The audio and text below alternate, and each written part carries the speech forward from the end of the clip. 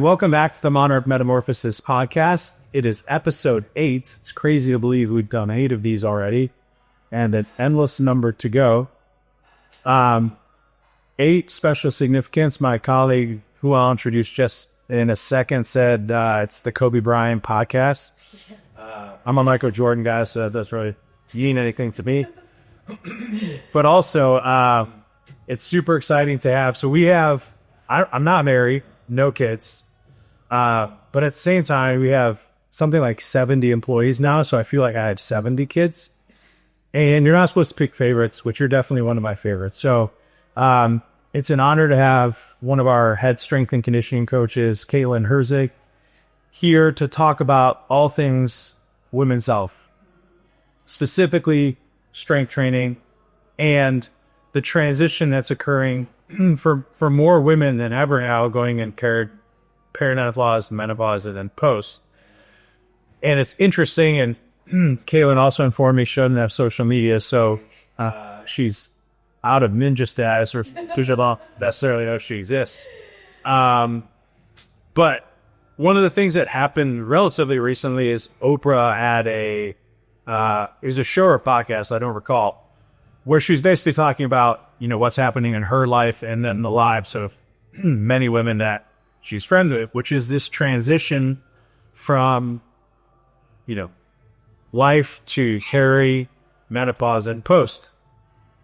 And interestingly, especially in medicine, it's something that we haven't really paid attention to. There was a brief moment in the early 2000s with this Women's Health Initiative study that basically demonized hormone therapy. But this really important transition in a woman's life, going from fertility to this transition into life after, hormone production and the end of that fertility window is a very important time. And it's very important not only because the body's changing, but also because that lack of hormone output really does impact physical health, mental health, spiritual, emotional. You change. Life is definitely different. And you hear about how flashes and whatnot. But, people are living longer than ever, which means we are going to have to figure out how can we help people, in this case women, navigate sometimes half of their life in a state of being, both physically and mentally, that's wildly different than what they experienced the first half of their life. And one of the running jokes in medicine is because medicine's primarily run by men, we don't think about what happens to women. We just assume if it, happens to men, that's what happens. Yeah. And it's clearly not the case. So I'm excited to dive in to a bunch of different things today. But I wanted to start off because, this is something that you're extremely passionate about. And I would love to get your take in what you see as a, very accomplished strength and conditioning coach. What is strength for women today? What is wellness for women today? And how do you think women are defining I'm considered healthy, I'm considered well, especially as they have kids are growing up, and then they have this second stanza in life, so to speak, where they're just okay, what do I do? What is my life going to be like? So what have you seen from your perspective in your world as a strength and conditioning coach? I think the biggest thing with strength is, or how women define themselves as a strong independent woman, is when I see women able to juggle many different things. So it's women have kids, women have older parents, women have jobs that they all have to get to. And then they also have to take care of themselves. And that's usually the one thing that's missing, is taking care of themselves. So I think when women put that all together with taking care of themselves, I consider that, or we can consider that, a strong woman, because they're able to take care of themselves, their families, their jobs, their cousins, their aunts, their uncles, their moms, and their dads. And I think that is always the missing piece into a strong woman, is not taking care of themselves. Yeah. Because it's always goes in the last. It's mom never takes care of themselves. And I think that is a big reason why I want to bring strength and conditioning and women's wellness more forward, because how can you take care of others when you can't take care of yourselves? 1,000%. And obviously that goes for men and women, but women, the nurturers, that's part of your existence. You're the fabric, or you are the source of all life. And one of the things, I was at a conference last week, and I don't think people appreciate it, but like, care for people as they get older is expensive. It's not covered by insurance. So like, if you are not doing things in preparation for this phase of life, there is a cost associated with that. And it's not only monetary, but it's also a cost, like you were saying, on women and men. You get in this period of time where like, not only do I have to take care of my kids, but now I have to take care of my parents, who have basically become kids again because they can't take care of themselves. So how are you going to balance all that? That's strength. Yeah. That's part bonus. We talk about this all the time because it's what we're immersed in on a daily basis. But before we dive into the nitty gritty, like, what are some common myths and narratives that we just need to get out on tape here? You have to stop saying these things. Yeah, I mean, I'm interested in your tape, and I'll fill in the gaps. I mean, the biggest one is the bulking.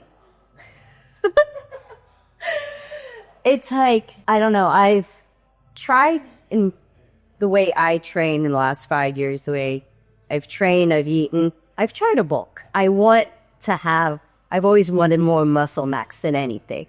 And I physically cannot do it. But I know other people are different than myself. Why can't you? The eating enough. There we go. It's always the eating enough. Correct. And like, I can train at a very high level, but I just don't eat enough. That, I think, is the big misconception with strength training. It's like not just women, but men and women just do one and not do the other. Totally. So it's like, you can strength train all you want, but are you eating right to get your outcome? 100%. And bulking is like, you have to eat more to bulk your muscles. 100%. And yeah, let's just, for everyone listening, and perhaps Kosis, who edits this, can step it up to make it go viral. You will not gain muscle mass if you are not eating enough food and resistance training at the same time. Yeah. The body is not going to create a tissue that's has a high metabolic rate if you are not feeding it. We had this conversation on a near daily basis, which is people, especially women, come in. I don't want to get built. I don't want my thighs always getting stop. Well, because I think the big thing they see is the CrossFitters, right? So it's like, they train and eat to look like that, to have that much strength, to have that much endurance and power. But we as average people don't eat the same amount of calories as that. Not a chance. And we eat a lot of calories, but we're not doing it on a consistent enough basis to gain muscle mass. The other one is this idea of toning. Yeah.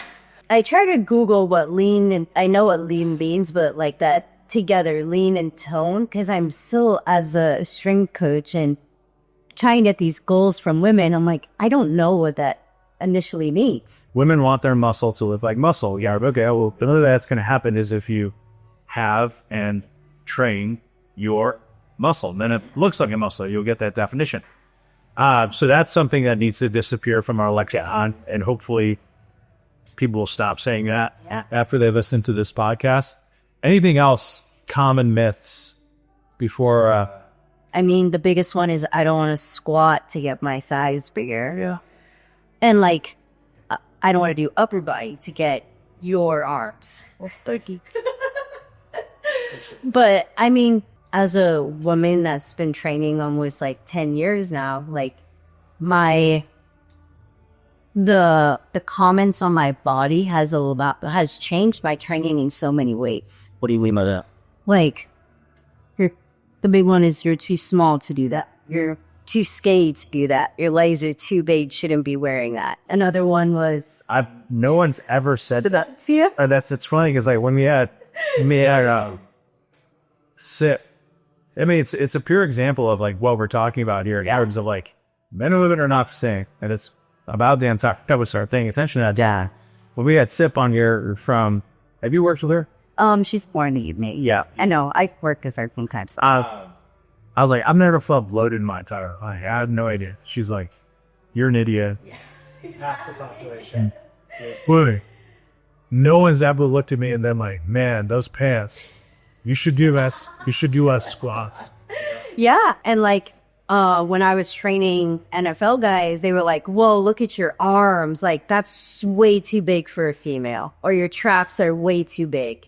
And that like put me into a bubble where I just started just like wearing sweatshirts and baggy clothes and just made me feel really bad about myself until like, I would say in the last year where I was just like, screw what everybody has to think about me.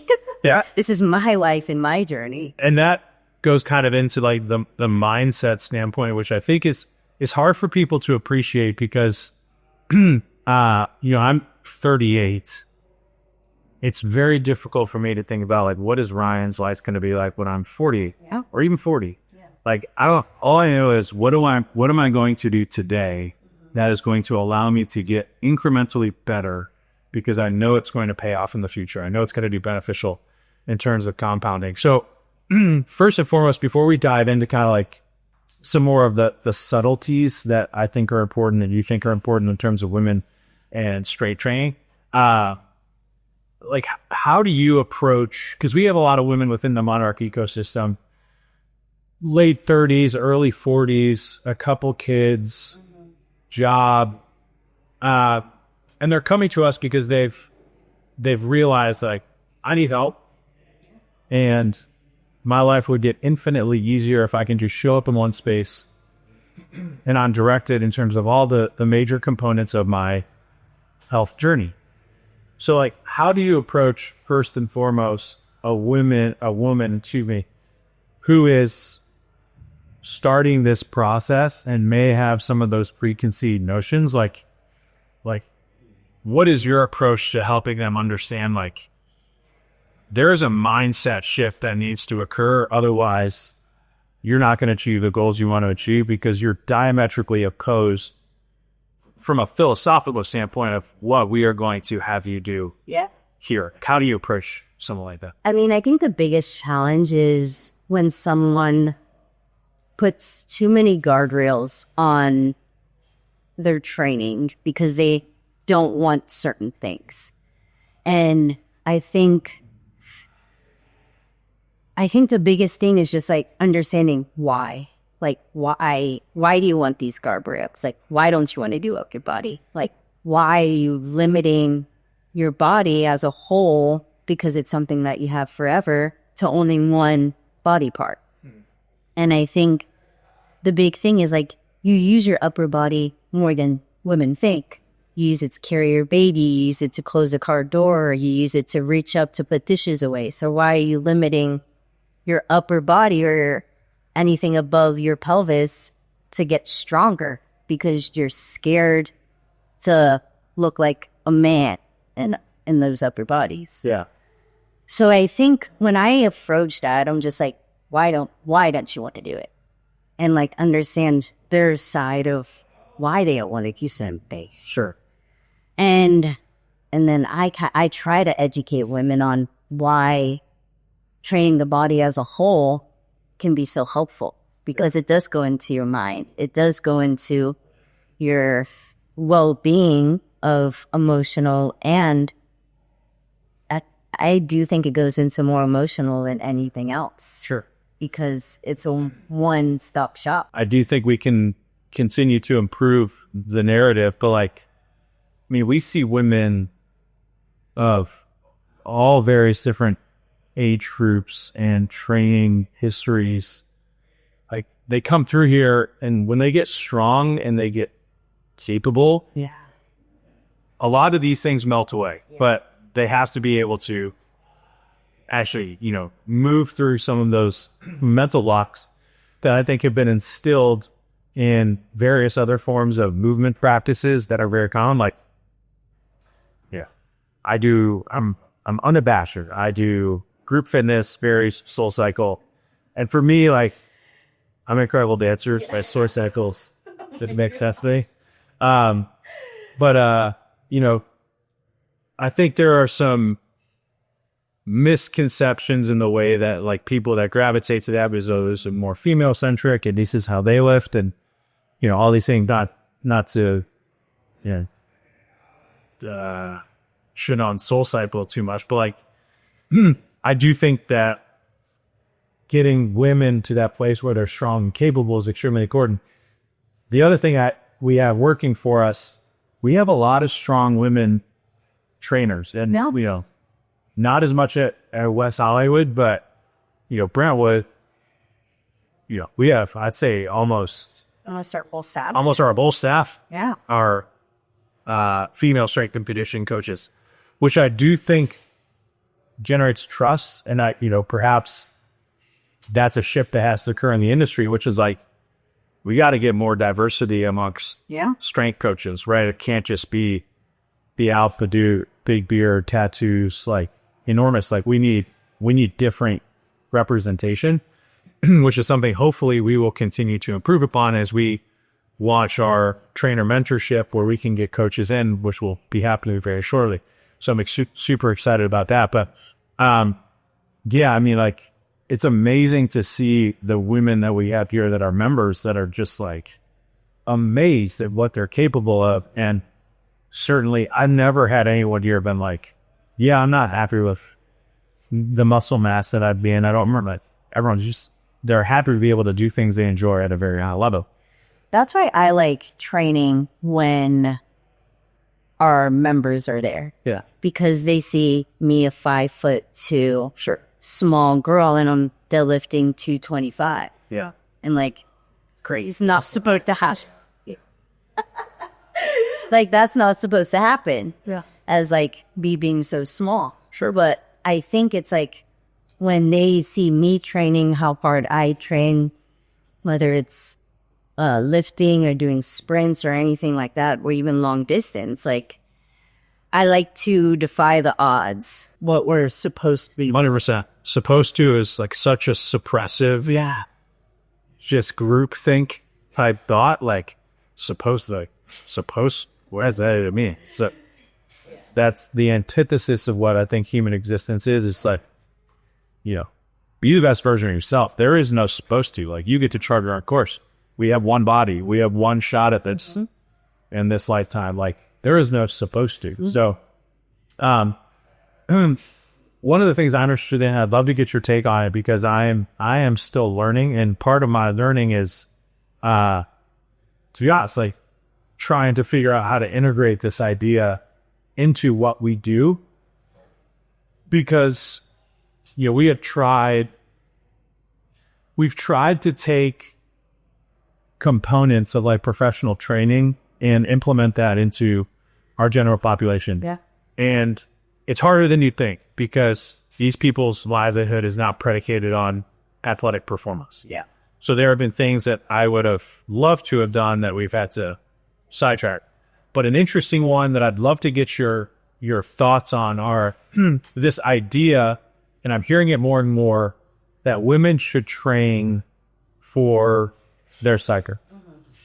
So what are your thoughts, beliefs, like understanding of, kind of high level, like, as a woman progresses through a menstrual cycle, like, what do we know now about intensity levels, things like that? Because I think that is important. Yeah. I just found out about this topic of cyclosyncing not too long ago too. So I've tried it myself and how I feel with cyclosyncing. But I think the big one is I truly believe that strength training has helped with a lot of my major symptoms throughout the time strength training.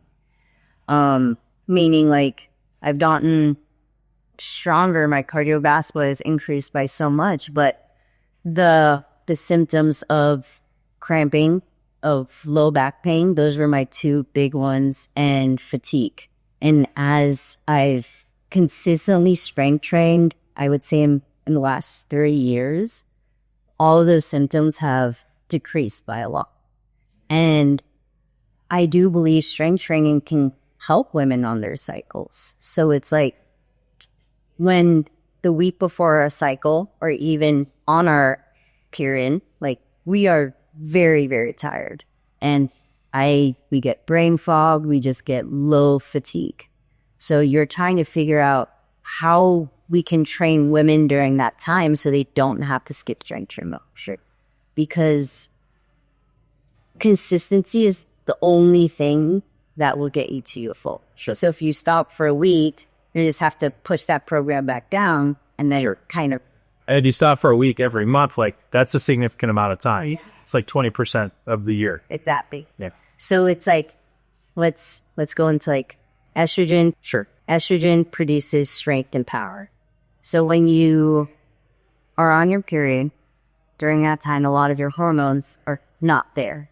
So during that time, how can you make your body feel its best? And you want to feel like you get accurate recovery time. Sure.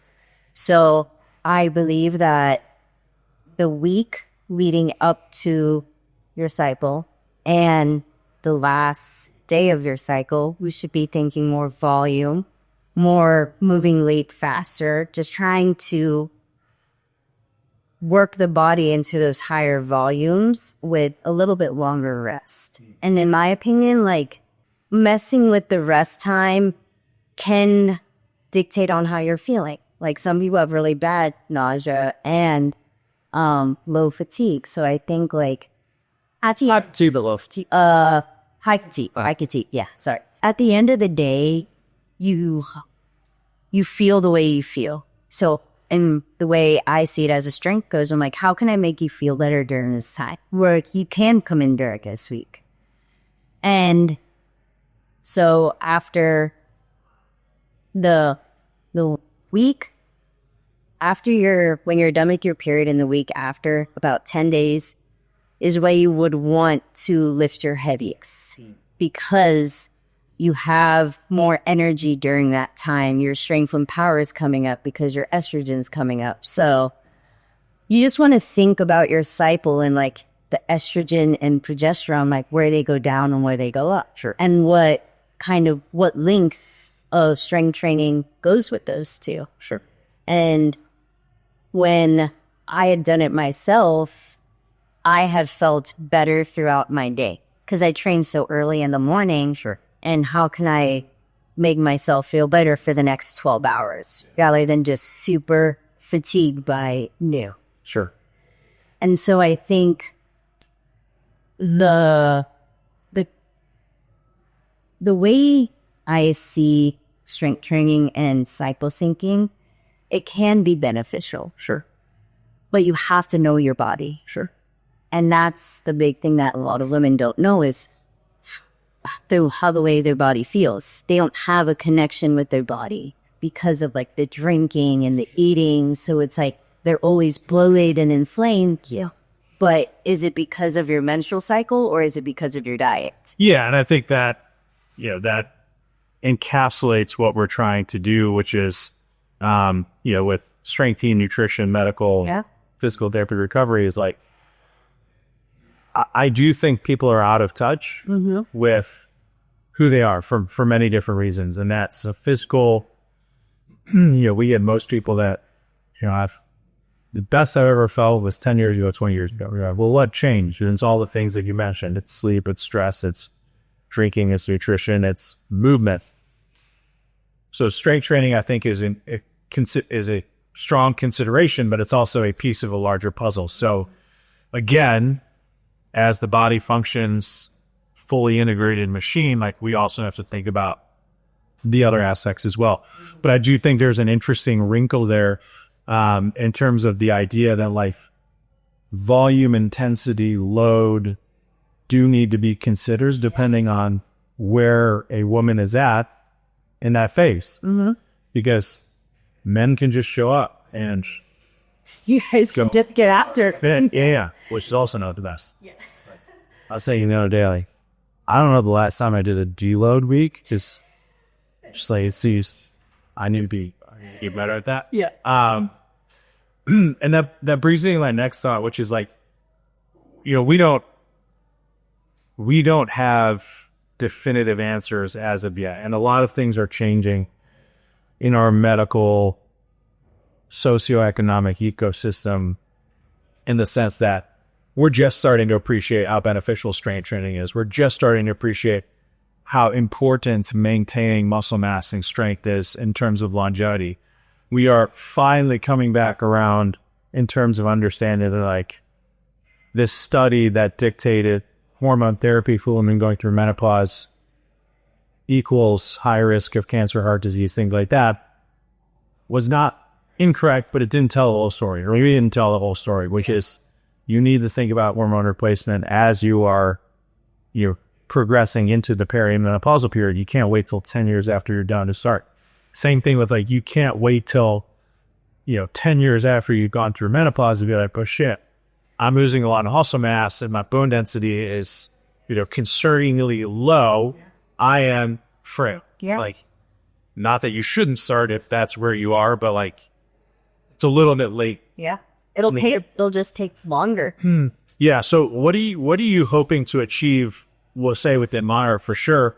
Like, what would you like to see implemented, changed, improved upon for women who are a part of the Monarch ecosystem, and also as a ripple effect? Like, what are some simple things you would like to see introduced into strength training programs, whether women are still in their fertility period or transitioning? Like, what are some major things you would like to see improved upon? I think the biggest one is for women not to be scared of muscle mass. That's been my biggest one since day one. And I think we do a really good job here with our coaches and our programming, but I would love women to lift relatively heavy for themselves. Sure. And I think strength training is a very, very hard thing to do. And so it's like, at the end of the day, trying not to shy away from hard and heavy things. Yeah. And we as coaches, I think here at Monarch, like, we do a really good job on coaching, whether any which form. So not many people get hurt here because of lifting. Sure. They get hurt from like outside activities more than anything. Skiing, pickleball. But that goes into, like, those women are probably on strength training. So is that the relation of why they're getting hurt more? It's just they're moving the changes, direction, and the speed they're trying to do, but they don't have the strength. So can that lead to injury? Anyways, but I just want women to not be scared of lifting heavy relative to themselves. Sure. And not shying away from hard conditioning. Yeah. Because that is one thing that we see often, is women shying away from, or even men shying away from, hard conditioning. Sure. Because they don't want to do it. It's too hard. I don't have time later. I think conditioning, but I know conditioning, if you do it well, will help with your lifting. People only want to do one or the other. Sure. And I don't, like, those two have to go hand in hand. Yeah. So it's like the sprint work. I think sprint work, whether it's on the treadmill, the bike. You know what, some people at them that are monotractic. Oh, then I beat you. I just outran you. It was funny to see, like, I mean, I was the only woman there. Yeah, and also, admittedly, like, the next few days, I was like, ooh. You're a bit sore. I was like, I'm feeling some things in place. You felt it. Like, well, you can't do that on Soul Cycle. You can't. Yeah, you can't. I do think people shy away from hard things. Yes, because they're hard. Because they're hard. It's the human condition. Yeah. And I think that strength training should be, in my opinion, the most stressful and hard thing about your day. Sure. Because it'll make everything else easier. First. And so I stress my body so much with strength training that I actually handle stress and anxiety very well. Sure. So when I don't strength train, my anxiety is off the roof, my stress is off the roof. So it allows me, and I know it allows other people to be more present. So having the moms coming here, they're more present here than thinking about their kid at school. Yeah. And I think that can help allow moms to be more present. And you feel better. Exactly. Yeah. You know, the human body was designed to experience stress, which elicits adaptations that allow us to be better, stronger, faster, more alert, whatever that looks like. And it requires periods of discomfort in order to get there. And that's in all aspects of life. Like obviously lifting is an easy analogy because you fail and you are sore and then you come back to the, the movement and you improve. But it applies to everything, right? Like you're correct. The best thing for your mental health is movement. And it needs to be, even if it's a little bit of movement, that's fine. It's nice. But that, escalating intensity definitely allows you to feel better, be more attentive, prove to yourself you can do hard things. Like we have countless people from West Hollywood who it took a significant mindset shift for them to all of a sudden actually commit and then see positive effects. Yeah. Otherwise, you're going to continue in this wash cycle of nothing works for me and it's not a me thing. It's that system. Yeah. That doesn't exist. No. And that's the thing. It's everyone's different. And so different programs work for different people. And I 29 and I worked really well with very explosive heavyweights. And so how can I adapt my training to my life? Because you strength train, we're trying to change our adaptation of our body at the end of the day. And so especially men and women, as we get older, we lose all of that. But women, we do it in a more drastic way than men. So it's how can we create and keep our strength and power going into these many phases of life. Sure. So prenatal, how to get you as strong as possible with a baby in your belly. Sure. Post, how can we get you strong after the baby and so you feel connected with your body. 40s, premenopause, perimenopause is what's going to happen. Sure. So how can we educate you or how can we get really strong and powerful and have a good, strong muscle mass within you? Yeah. So when you do go through menopause, it's very clockwork. You really know what the eat label. Exactly.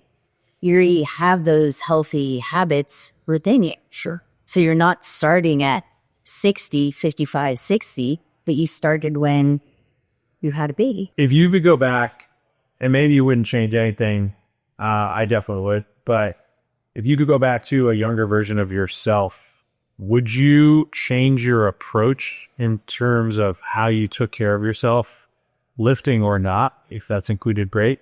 And especially for you, kind of targeted towards younger women today, if they hear pieces of this, how would you have done things differently if you had a chance? Yeah. So, I grew up a basketball player. This was in 2010 to 2014. There wasn't a bunch of strength training. We would go to the gym, go to practice. Sometimes we would go to the river. And that consisted of a leg press, no dumbbells, no lower bells, leg press, a seated row, a cool down, maybe a Swiss fall. And I wish in high school I could have had someone educate me on why strength training is so important at that age. And I feel like I could have played basketball in college if I would have strength trained and gotten stronger and knew what... Grew 12 inches. Exactly. Knew what it was like to feel like a holistic athlete. And now I know what a holistic athlete is. So, because I'm doing it myself right now. And I wish I had someone telling me at 16 years old how important strength training was for being an athlete, but also for going into school. Sure. because I wasn't good at school. I was good at being an athlete and doing practical things. So if I already knew I wanted to be in the health and fitness world, but I didn't know on what route. Sure. So I think if I knew more about strength and conditioning, exercise science, like I would have been able to know what my body was like. Sure. And how it grows and how it adapts as the time goes on. I think there's a discipline thing there, because I remember one of my neighbors was an elite gymnast, and she was like just so good at everything because discipline. Like you just have to have discipline. Yeah. Which is super important. Final question that I ask everyone because I think it's important. At the end of our lives, when we look back, what would you like people to say about you in terms of the impact you had on humanity as a whole? What would you like them to you? I just want to help. I just want to help women because at the end of the day, like, I'm doing all this for my side because I can't depend on anyone else doing this research, for doing the training for me or eating well for me. So it's, how can I help women, or how can I educate women on why it's so important on taking care of the body and not putting limits on your strength training programs, because you have this one body forever. And so it's, how can you eat well? How can you sleep well? How can you just train well? Sure. And I think the education we're still very far off, but I think it's slowly starting to come in to social media or even the news. And as we're seeing in women's sports, it's starting to grow a little bit more. So it's, how can we help general population? Because we're helping the WNBA, we're helping the athletic women, so it's helping you help our general population with that. Sure. And even youth athletes. Yeah. Because when I was training, I started with female youth athletes. And it was so fun that it was, compared to the guys, it was 5 of us compared to like 20 of them. Yeah. And I do believe that strength training should start at young as 9 or 10 years old for boys and girls, because it gives those youth female athletes.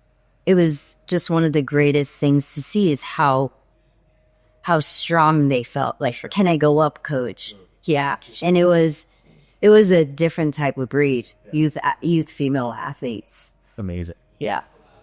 Well, it's wonderful to have you. Thank you for everything that you do and your continued consideration and innovation in what we do, because, the beauty of our ecosystem is we have brilliant people like yourself that are just really good at what you do and really passionate about it. And I think part of our secret sauce is we just have A players across the board. So I'm super grateful.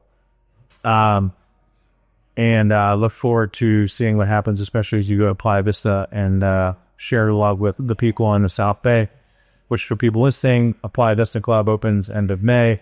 So very exciting. We're having another debut, so to speak.